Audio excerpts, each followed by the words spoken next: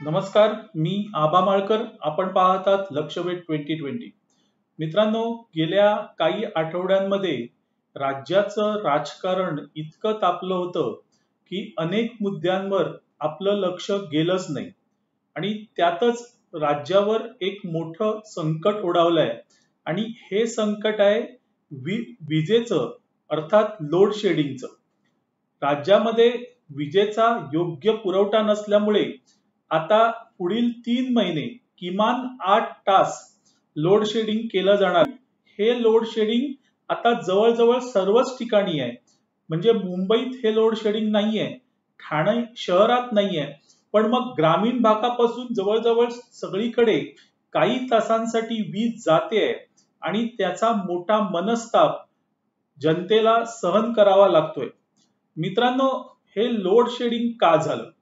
सर्वात पहिलं आपण हे लक्षात ठेवूया की फडणवीस सरकार यांच्या 5 वर्षाच्या काळामध्ये आपल्याला लोड शेडिंग हा शब्द ऐकायलाही मिळाला नाही. पण फडणवीस सरकार गेलं, मवियाचं सरकार आलं आणि लोड शेडिंग पुन्हा राज्यात आलं आणि ते आता काही महिने इथे कायम राहणार आहे. म्हणजेच मविया सरकारने, फडणवीस सरकारने घालवलेलं लोड शेडिंग पुन्हा आणून दाखवलेलं आहे. आणि हे या सरकारचं सगळ्यात मोठं कर्तृत्व नाही का मित्रांनो? एक काळ होता ज्या वेळेस फडणवीस सरकार सत्तेत होते आणि काँग्रेस आणि राष्ट्रवादी विरोधात होते. त्यावेळेस वीज बिल भरू नका, आम्ही आलो सत्तेत तर 100 युनिट वीज फ्री देतो, अशा घोषणा काँग्रेस आणि राष्ट्रवादी काँग्रेसने केल्या होत्या. मित्रांनो, ते 100 युनिट फ्री देण्याचं सोडून द्या, त्याच्याकडे बघूही नका. पण आता जी वीज पैसे देऊन आपल्याला मिळणार आहे तीही मिळत नाही. त्याचं कारण असं की कोळसा संपलाय. एक मजेशीर विनोद सध्या सोशल मीडियावर फिरतोय आणि तो असा, कोळसा जरी संपला तरी कागद संपलेला नाही आणि त्यामुळे बिल येणार. म्हणजेच लोड शेडिंग असलं तरीही विजेची बिल ही तशीच भरमसाठ येणार आहेत. म्हणजेच लोड शेडिंगच्या माध्यमातून राज्यातील जनतेला नाडण्याचा कार्यक्रम आता सुरू झालेला आहे.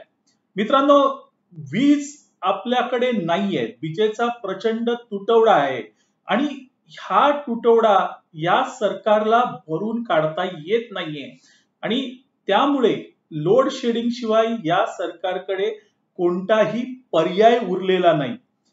या सरकारने शेवटी विजेसाठी गयावया कोणाकडे केलं तर बाजूच्या गुजरात राज्यावर. सर्वात पहिलं मविया सरकारमधील घटक पक्ष गुजरातवर टीका करतात.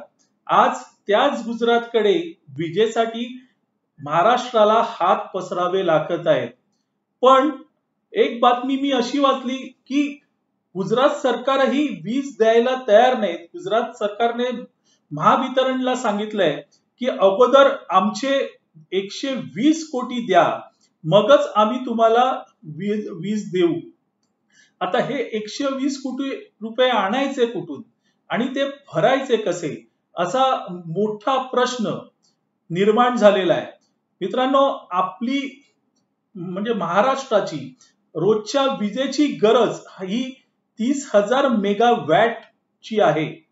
आता सध्या सूर्य आग ओकतोय, सगळीकडे प्रचंड उकाडा आहे, माणसं घामाघूम होत आहेत आणि अशा वेळेस विजेची मागणी देखील वाढलेली आहे.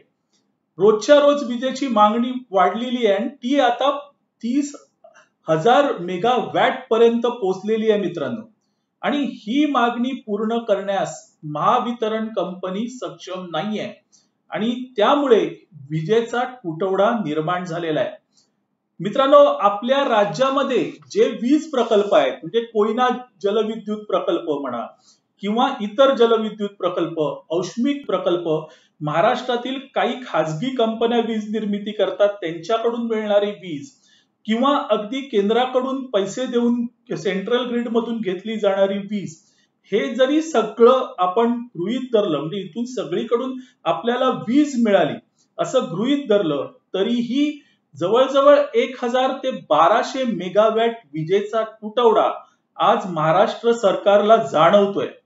आणि हा तुटवडा ज्या क्षणी जाणवायला लागला तेव्हा ऊर्जा मंत्री राऊत यांनी मंत्रिमंडळाची एक बैठक घेतली आणि तिथे हा मुद्दा मांडला आणि तिथे त्यांनी सांगितलं की लोड शेडिंगला आता माझ्याकडे पर्याय नाही. मंत्रिमंडळाच्या बैठकीत जर राऊत यांनी सांगितलं की बाबा माझ्याकडे याचा पर्याय नाहीये, तर त्याच्यावर कारवाई का झाली नाही? म्हणजेच वीज जास्तीची मिळवण्याची कारवाई का केली गेली नाही? मित्रांनो, हा एक गंभीर प्रश्न आहे. ठीक आहे, हा प्रश्न आपण बाजूला ठेवू. आता विजेच्या तुटवड्याचं जे कारण सांगितलं जात आहे ते आहे कोळशाचा अपुरा पुरवठा. मित्रांनो, पावसाळ्यात खाणीमधून जो कोळसा वर येतो तो भिजलेला असतो. त्यामुळे सप्टेंबर आणि ऑक्टोबर मध्ये कोळशाचा तुटवडा निर्माण होतो, जे हे कोणीही नाकारू शकत नाही. पण आता तर पाऊस नाही, आता तर कुठेही पूर किंवा काही आलेलं नाही. त्यामुळे मग कोळशाचा तुटवडा का निर्माण झाला? कोळशाचा अपुरा पुरवठा का निर्माण झाला? याचं उत्तर मात्र ऊर्जा मंत्री नितीन राऊत यांच्याकडे नाहीये. म्हणजेच कोळशाचं योग्य नियोजन केलं नाही हे त्यातून स्पष्ट होतं. दुसरा महत्वाचा मुद्दा असा की आता परिस्थिती इतकी आर्थिक डबघाईला आलेली आहे महावितरणची, ही जवळजवळ 65,000 कोटींची आहे. त्याचप्रमाणे तेवढ्याच रकमेचं कर्ज हे महावितरणावर आहे. प्रचंड थकबाकी, डोक्यावर कर्ज आणि त्यामुळे बाजारात घटलेली पत हे लक्षात घेतलं तर आज महावितरणाला पैसे द्यायला कोणीही तयार नाही. राज्याची आर्थिक परिस्थिती डबघाईला आलेली आहे. त्यामुळे राज्य सरकारकडून काही पैसे मिळतील याचीही शक्यता नाही. अशा परिस्थितीमध्ये वीज तुटवड्याला सामोरं जाणं एवढंच आता जनतेच्या हाती राहिलेलं आहे. मित्रांनो, पावसात कोणतरी भिजलं होतं आणि पावसात भिजल्याचा आनंद साजरा करत, ते भावनिक आवाहन करत ते सत्तेत आले. मित्रांनो, तुम्हालाही त्याचा आनंद आता ते देतायत.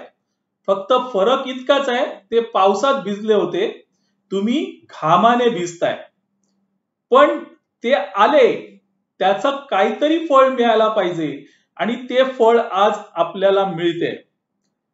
पुन्हा जो म्हणत होता की मी पुन्हा येईन, त्याला तर आणलं नाही, त्याला येऊ दिलं नाही, पण लोड शेडिंग मात्र पुन्हा आणलं. त्यामुळे हे राजकारण आहे आणि या राजकारणाच्या जे साईड इफेक्ट, दुष्परिणाम म्हणून हे लोड शेडिंग आले. मित्रांनो, आपल्याला हा व्हिडिओ आवडला असेल तर लाईक करा, शेअर करा, लक्षवेध 2020 ला सबस्क्राईब करा. धन्यवाद.